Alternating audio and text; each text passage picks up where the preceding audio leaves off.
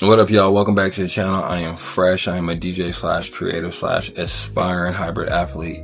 However, I feel like I'm getting very close to taking the word aspiring out of this. Maybe one or two more events. I'm just going to start saying it with my whole chest. You have been warned, so prepare yourself. Anyway, if you are new here or this is your first time visiting my channel, what we've been doing for the last 12 or 13 weeks is documenting the process and documenting basically my training block for my first full marathon in December 2025, the Phoenix Marathon. Now, I should preface all this with I'm a new runner. I have no background in any of this. I think I've been running for maybe just over a year. I did my first official event in January 2025. Go back and watch that right there. It was the Tempe Rock and Roll Half Marathon. I'll say this, at the end of that, I thought I'm good. I proved to myself that I could do this. It was challenging, it was rewarding, it was all the things, but that's not how running works. It's kind of a rabbit hole. So you go deeper and deeper and down into it. And that's kind of where we're at now. Fast forward, and we have signed up for a full marathon no less than 12 months later. So that's kind of what's been going on over here. Now, if you are current and you knew all that before I said any of it, then okay, let's get caught up to where we're at now. So if you notice, I skipped over week 10 on purpose. That was by design. It wasn't an accident. It was kind of a calm before the storm. It was a taper week before week 11, which was my first B race of the training block, the Portland Marathon. Now, if you missed that, go back and watch that video. All the actions over there.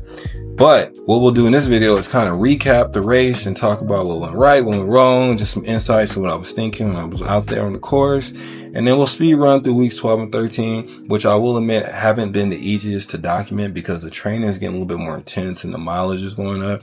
So I'm just not as inclined to record as much, but I'm gonna work on that. We're gonna get better to finish out the rest of this series. But yeah, we'll use this video to get caught up and just talk about where we're at. We're about several weeks out from the big day in December. So all these runs count, everything counts now. There's nothing, no breaks, no nothing. This is when we gotta lock in for real. So let's hop into the Portland race. All right, so we should probably begin with the start of the race. When you're doing a race out of town, you don't really know where everything's at. It can get kind of tricky, especially under the cover of darkness. And this race in particular, a lot of people, a majority of people did not know where the bad drop was. So watching everybody scramble for that was kind of interesting, but it seemed like everybody figured it out. All right, so with most races, depending on the corral you're in at the start, it can get really congested at the beginning. You kind of already prepare for that. That's no surprise, no big deal. This race was no different. It started out pretty congested as people are trying to, get their footing, get their space in, and you gotta just let the crowd kind of naturally thin out by itself. This one took about, I say, 2 miles to get to that spot, but yeah, just a normal start, finding your rhythm, finding your legs, letting the rest take care of itself. For me, I had a strategy on this race. I knew that I wanted to stay pretty conservative and run slower than normal for the first basically 5 or 6 miles. A lot of rolling hills, a lot of things that I just knew that I didn't want to spend too much energy on. So that was the plan. That's what we stuck to. I'm kind of glad I took that route. It actually ended up paying off. When we got to mile 6, that's when we encountered our first bridge. I believe it was the Selwood Bridge. Beautiful, but very steep. So that was the first time I felt like I was a pressure point during the race where I knew my legs were being tested. But I knew if I can get over that bridge, I could start to kind of ease into the rest of my strategy. So miles 7 through 8 took us to some of the neighborhoods on the course. That's one of the more popular parts of the Portland course, is the neighborhoods that you go through. They always show love and kind of, give their own little twist and unique experience when you pass through. I will say that mile 8 was a little bit hard for me. I'm not really sure why. I think that was when I started to increase the speed and my legs were kind of recovering from the bridge. But right when I thought I was about to relax, that's when we got to mile 9.5, I should say. Mile 9 felt good, and then mile 9.5, it was hell. Mile 9.5, it was very interesting because we came around the corner and I'd never heard so many people collectively gasp when we saw the hill that we all had to encounter. It was kind of defeating to see it that late in the race, but as I think back to my race in Tempe, it was mile 10 when the big hill came into play. So I was prepared for this hill, but not prepared for this hill. I knew how I wanted to tackle it, but mentally I was just like, damn, But I did see a lot of people start to walk right here, and that was like my motivation to just try to power through, because I'm always under the belief that if I can get to the top of the hill, then it should be smooth sailing after that.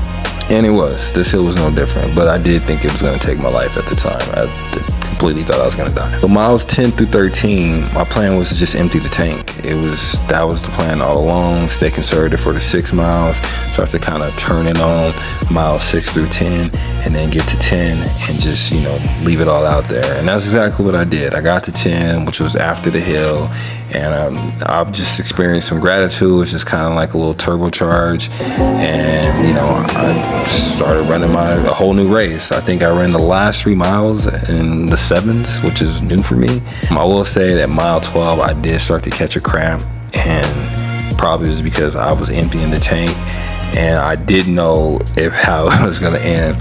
But I also told myself I cannot come this far to like walk or to just give up.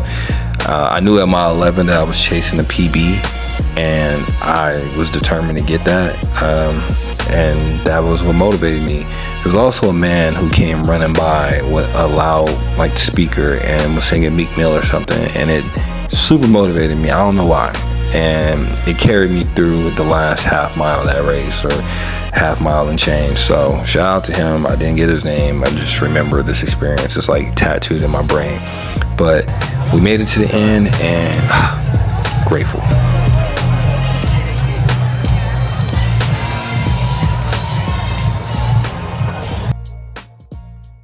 All right, so that was a brief recap of the Portland race. As you can see, it went as good as it possibly could. I always wanted to do a race out of town, and so that was like the first time I was able to make that happen. And for it to go as smooth as it did, I couldn't be more grateful. So looking forward to many more of those. But let's get into the next few weeks of training. We're going to speed run this because I just don't feel like they all need their own video. So let's start with week 12. Week 12 actually started in Portland. It was that Tuesday before I left Portland. It was basically an easy run. The run of AI reshuffled my schedule because since there was a high effort run later in that week, it put my long run a few days apart from that, and then just moved my easy run up. So that's what we did on that Tuesday morning before we left. We woke up, went down to the river. I cannot ever say this river's name right, so I'm just gonna put it on the screen. But as you can see, this is just a beautiful place to run. It's calm, it's peaceful. This is actually in the first Portland video on my channel. This is where I actually ran my first 13 miles, and a part of the race actually kind of ran by this river. So I just got a lot of memories over here. But beautiful place to run. It was a nice, calm, Portland morning. After that, I just, walked around, went to Desk Coffee, went to Powell's Books, copped some books for my son, and then, just hung out till it was time to head back to the airport. So after arriving back in Phoenix, it was later in the week. We had our long run that week. For whatever reason, when I was in Portland, it didn't rain at all. But when I got back from Portland, it rained for like 5-6 days straight here, which is not common in Phoenix. If you know, you know. But one of those runs, that long run, ended up being in the rain. It was literally the absolute worst run of the training block for many reasons. My socks and shoes were soggy. I was cramping. It was just hard, brutal. Maybe I wasn't fully recovered from Portland. I don't know. I don't even want to sit here and think about it, but we got it done. It kind of shows you like the yin and yang of running. Like just a few days prior, I was on this high from the Portland race, and then here I am a few days later, and I literally feel like I'm gonna quit running. So you never can just get too high or too low. It's just, you got to kind of try to find the middle. So we ended up finishing week 12 and doing our tempo run. And then we slid into week 13. Week 13 was supposed to be a good week because I was back, a full week of being back at home, back in my flow, back in my routine. However, this was the week that kind of threw me off. So the first run of that week, of week 13, was my long run, 17 miles. Now, to make a long story less long, my watch glitched out about 3.5 miles into the run. And instead of doing math, I just told myself, you know what, I'm going to be an overachiever, and I'm going to start this entire workout over with the 3 miles I had already ran. So that actually brought the run to 20 miles. Now, in the moment, it felt good. It felt like I was accomplishing something major, but I shouldn't have got ahead of the block like that. You know, the block is the block for a reason, and I kind of played myself because as a result, I ended up getting the injury. And yeah, that momentary high running 20 miles was very short-lived, because then I had to basically sit my ass down all the week 14. And that's kind of where we're at right now. I've been nursing some hip flexors. It is very late in the block. I understand that there was a lot of mileage in a very short amount of time. So this is very common, very natural. It's nothing crazy. From the way it's been explained to me is take, 3 to 4 days off to basically prevent having to take 2 to 3 weeks off. If I had to pick, I'm always going to take that, shorter rest instead of taking 2 weeks off this late in the block. So that's kind of where we're at. A little bit too ambitious in week 13, and as a result, week 14 has had me off my feet. So the plan is to do an easy run just to see where things are at in maybe a day or two, and then we'll know, and we'll hopefully resume. It's not super like the end of the world that I might, miss 1 or 2 runs in 20 weeks, but it wasn't the plan. But, it is what it is. This is where we're at right now. So, yeah, other than that, everything's great. Everything is beautiful. I still am on track to do this full marathon in December, and we have another B race coming up shortly. So that's another reason why I'm like, I should take this rest, because I want to make sure I'm healthy for that. But in the meantime, in between time, please like and subscribe. I will see you in the next video.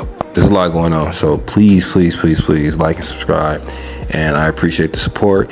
And until next time, I'm out. Peace.